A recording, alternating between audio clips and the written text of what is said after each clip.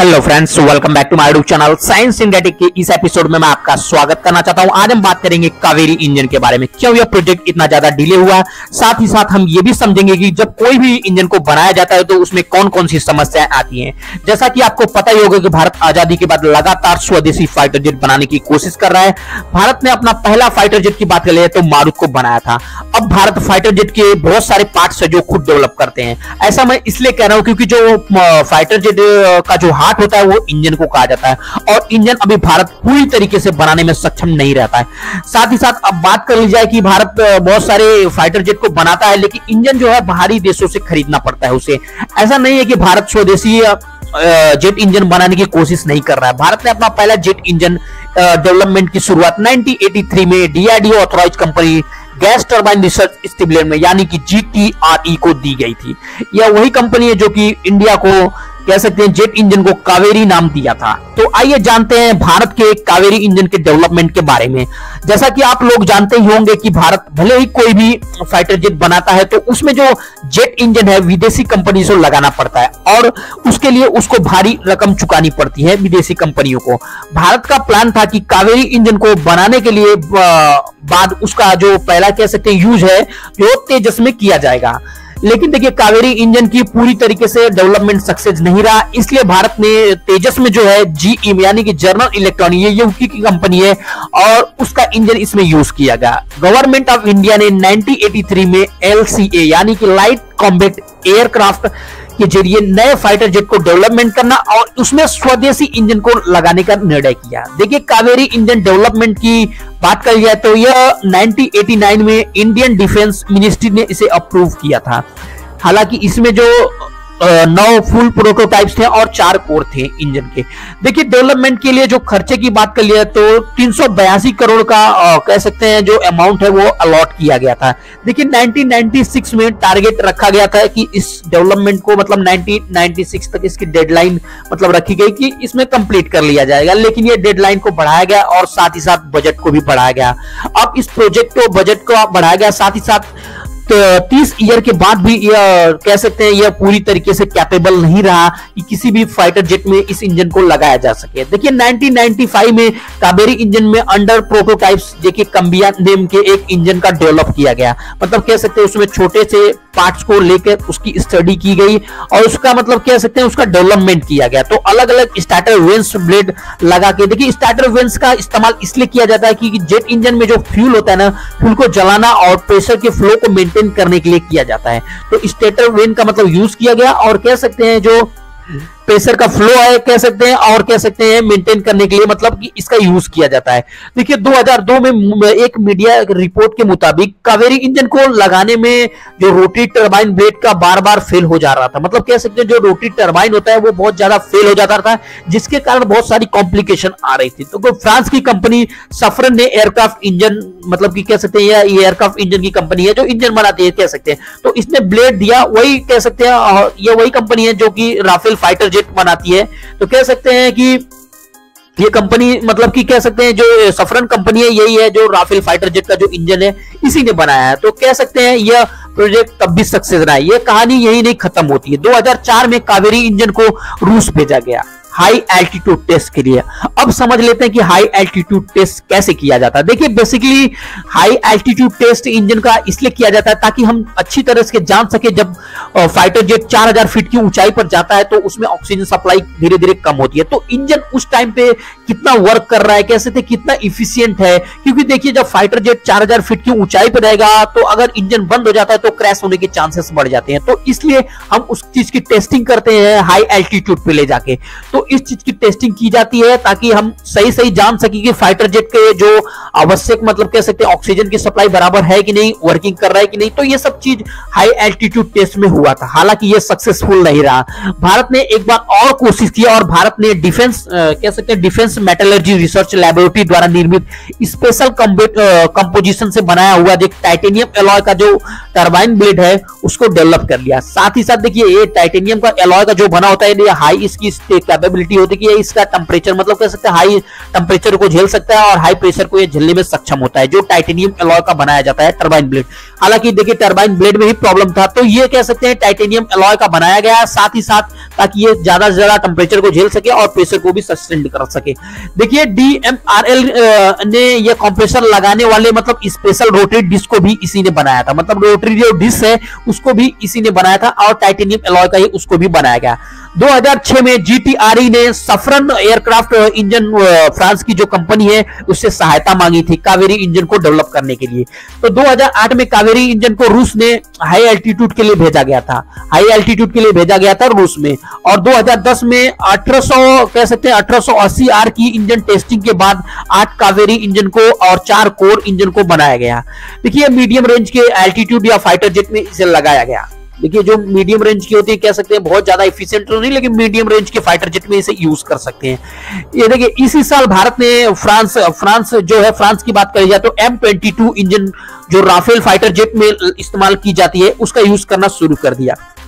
2010 में आई रिपोर्ट के मुताबिक कावेरी इंजन को डेवलपमेंट करने के लिए कौन कौन सी समस्याएं आई थी उसके बारे में थोड़ा समझ लेते हैं। गैस टरबाइन टेक्नोलॉजी का न होना, देखिए जैसा कि मैंने पहले भी बताया था गैस टरबाइन टेक्नोलॉजी का न होना जिसके कारण बहुत ज्यादा कॉम्प्लिकेशन हुआ है। साथ में टेक्निकल कॉम्प्लेक्सिटी ऑफ डिजाइन, मतलब ये डिजाइन है, डिजाइन में भी बहुत सारी कॉम्प्लेक्सिटी थी जिसके कारण यह मतलब कि पूरी तरीके से यह प्रोजेक्ट कह सकते हैं विफल रहा। देखिए मेन पार्ट का न होना, देखिए विदेशी कंपनियां जो है कि कोई भी कंपनी देने के लिए राजी नहीं थी अपनी टेक्नोलॉजी को शेयर करने में, तो ये भी बहुत बड़ा इंपॉर्टेंट फैक्टर करता है कावेरी के अनसक्सेसफुल के कहानी के पीछे। देखिए जेट इंजन को टेस्ट करने वाली जो फैसिलिटी होती है ना वो भारत के पास नहीं थी, तो बहुत सारी कह सकते हैं जो फैसिलिटी होती है, जो रिक्वायरमेंट होता है कि जो जेट इंजन जब टेस्ट किया जाता है तो बहुत सारे लैब उसके होते हैं जो जिसके रिकॉर्डिंग उसमें टेस्ट किया जाता है, तो उसकी फैसिलिटी का ना होना ये भी एक कारण है। हालांकि हाई स्किल कह सकते हैं स्किल टेक्निकल मेंटेनेंस मतलब मेन पावर की भी कमी होने के कारण। देखिए कावेरी इंजन के डिजाइन की बात कर ली जाए तो इसका मेन फीचर्स आफ्टर बर्नर मतलब टर्बो फैन का सिस्टम है। देखिए आफ्टर बर्नर टर्बो सिस्टम क्या है वो थोड़ा समझ लेते। देखिए आर्बो टेक ऑफ के बाद जो कॉम्बैक्ट स्पीड को इंक्रीज करना होता है कॉम्बैक्ट एयर को, तो इसके लिए इसको यूज किया गया था। जैसा कि हम जानते हैं कि किसी भी इंजन के लिए सबसे बड़ा इंपॉर्टेंट फैक्टर क्या होता है कि उसका थ्रस्ट, मतलब कितना ज्यादा वो थ्रस्ट प्रोड्यूस करता है। तो नोजल भारी मात्रा में इजेक्ट करता है, किसी कह सकते हैं नोजल का काम, मतलब आसान सी भाषा में कहा जाए तो नोजल ही जितना ज्यादा तेज से मास को बाहर इजेक्ट करेगा उतना ही इंजन को थ्रस्ट मिलता है, जैसा कि आप जानते हो। देखिए आफ्टर बर्नल का ये कॉन्सेप्ट क्या वो थोड़ा समझ लेते हैं। देखिए आफ्टर बर्नल का कॉन्सेप्ट ये है कि जब इंजन में मतलब कह सकते हैं जब इंजन को मतलब जो एग्जॉस्ट निकलता है वही एग्जॉस्ट पे एक जगह पे और फ्यूल इंजेक्ट किया जाए और कह सकते हैं वहां पे और ऑक्सीजन सप्लाई किया जाए ताकि हम ज्यादा से ज्यादा थ्रस्ट को मतलब कह सकते हैं जनरेट कीजिए। जैसे नॉर्मल देखिए आपका इंजन है जब जलता है उसके जब जो एग्जॉस्ट निकलता है वहां पे एक छोटा सा मतलब कह सकते हैं एक और ऐसा स्विच मतलब कह सकते हैं इंजेक्शन सिस्टम रखा गया जो फ्यूल को स्प्रे करे और साथ ही साथ वहां पे भी ऑक्सीजन मतलब कह सकते हैं कि डबल कंबस्शन एक तरह से कह सकते हैं आप समझने के लिए। तो डबल कंबस्शन किया गया ताकि हम थ्रस्ट को बहुत ज्यादा जनरेट किया जा सके, मतलब दो जगह मतलब कंबस्शन मतलब कि दो जगह फ्यूल का, हालांकि इसमें फ्यूल का कंजप्शन बहुत ज्यादा होता है लेकिन एक सर्टेन टाइम के लिए जो थ्रस्ट होता है ना बहुत ज्यादा प्रोड्यूस करता है। तो कावेरी इंजन में मोस्टली बात करें 70 किलो न्यूटन का थ्रस्ट पैदा कर रही थी और नॉर्मल जो फाइटर जेट है बात कर ली जाए इंजन की तो 80 किलो न्यूटन सफिशिएंट होता है जो कि किसी भी फाइटर जेट को मतलब रिक्वायरमेंट होता है। देखिए कावेरी इंजन के स्पेसिफिकेशन की बात कर लिया है तो आफ्टर बर्नर टर्बोफैन का यूज किया गया था इसमें, और लेंथ की बात कर लिया तो 137.4 इंच का इसका मतलब कह सकते हैं लेंथ है इंजन की, और डाया की बात कर लिया तो 35.8 इंच का इसका मतलब डाया है। ये ड्राइव वेट की बात कर लिया तो 1236 केजी इसका ड्राइव वेट है। देखिए अब थोड़ा हम देखिए कंप्रेसर के बारे में बात कर लेते हैं। कंप्रेसर इसमें क्या आता है लो प्रेशर और हाई प्रेशर दोनों कंप्रेसर का यूज किया जाता है। एयर को देखिए एयर को कंप्रेस करने के लिए लो प्रेशर और देखिए 3 स्टेज होते हैं, लो प्रेशर में 3 स्टेज होते हैं और हाई प्रेशर में 6 स्टेज होते हैं। तो इसके जरिए क्या होता है कि प्रेशर को कंट्रोल किया जाता है। लो प्रेशर देखिए टरबाइन का अलग अलग कैटेगरी होती है, एक लो प्रेशर का टरबाइन होता है उसके बाद उससे हाई होगा फिर उससे हाई होता है, ऐसे कंटिन्यूसली प्रेशर को इंक्रीज किया जा सकता है कि जब हम सप्लाई दे इंजन में तो कह सकते हैं बहुत ज्यादा अमाउंट में, मतलब क्या कह सकते हैं कि बहुत ज्यादा थ्रस्ट मिलेगा, क्योंकि प्रेशर जब ज्यादा रहेगा तभी हमें थ्रस्ट मिलेगा, और लो प्रेशर पे तो थ्रस्ट हम गेन नहीं कर सकते। साथ ही साथ देखिए एयर गाइडेड वेंस और स्टेशनरी वेंस भी होता है जो कि कह सकते हैं इसमें यूटिलाइज किया जाता है। अब देखिए कंबशन चेंबर की बात कर लिया तो कंबशन चेंबर में जैसा कि आप जानते हो फ्यूल और एयर का मिक्स करके पावर को जनरेट किया जाता है। तो ये कंबशन चेंबर की कहानी हो गई कि यहां से पावर को जनरेट किया जाता है। अब टरबाइन में दो टाइप के होते हैं, देखिए एक लो प्रेशर स्टेज होता है और एक हाई प्रेशर टरबाइन स्टेज होता है। तो कह सकते हैं कि लो प्रेशर और हाई प्रेशर टरबाइन के थ्रू इसे मतलब कि ऑपरेट किया जाता है और इसका कह सकते हैं कि टेम्परेचर इंक्रीज हो जाता है। अब थोड़ा हम थ्रस्ट रेशियो की बात कर लेते हैं। देखिए थ्रस्ट रेशियो की बात कर लिया तो थ्रस्ट टू वेट रेशियो की तो 7 से 8 इसका थ्रस्ट वेट रेशियो है। 2012 में फ्रांस ने कावेरी इंजन को HAL के साथ डेवलप करने का मतलब पेशकश की, लेकिन यह कॉन्ट्रैक्ट अमाउंट बहुत ज्यादा था तो कह सकते हैं यह डील हो नहीं पाई थी। साथ ही साथ रोल्स रॉय यूके की कंपनी है जो अमका नाम के इंजन को कह सकते हैं डेवलप बना रही है। तो भारत ने बात की रोल्स रॉय से कि इसे भारत को परमिशन के बिना टेक्नोलॉजी को ट्रांसफर करने की बात की थी। तो अब एडवांस फाइटर जेट की बात के लिए इंजन बनाने का प्रस्ताव रखा गया, लेकिन भारत ने इसका कोई रिस्पॉन्ड नहीं किया। लेकिन अब फ्रांस की जो सफरन कंपनी है भारत के लिए जेट इंजन डेवलपमेंट करने की बात कही है। देखिए सफरन ये वही कंपनी है जो राफेल फाइटर जेट को बनाती है, मतलब राफेल फाइटर जेट में जो इंजन लगता है उसे बनाती है। M88 का इंजन लगता है तो उसे यह डेवलप करती है। अब थ्रस्ट की बात करिए तो 75 किलो न्यूटन की मतलब कह सकते हैं ये थ्रस्ट मतलब जनरेट करती है नॉर्मली। लेकिन कावेरी इंजन के साथ मतलब काम की बात कर ली जाए, नए सिरे की स्टार्टअप की बात कर ली जाए तो मतलब कि कह सकते हैं कि बहुत ज्यादा इंजन को डेवलप किया जाएगा और इसका चेंजेस किया जाएगा या नहीं किया जाएगा वो अभी डिसीजन पेंडिंग है।